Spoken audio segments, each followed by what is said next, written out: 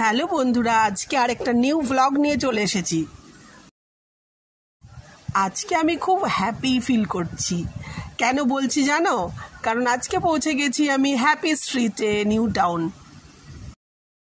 Happy স্ট্রিটের মার্কেটে handicraft product অনেক পাওয়া যায়। এখানে পাওয়া যায় শাড়ি, জুয়েলারি, কুর্তি পিস, ঘর সাজানোর জিনিস, প্রচুর অনেক কিছু। এই মার্কেটটা দেখে আমার সোনাঝুরি হাট শান্তিনিকেতন মার্কেটের কথা মনে পড়ছিল। এখানে হাতে তৈরি অনেক জিনিস পাওয়া যায়।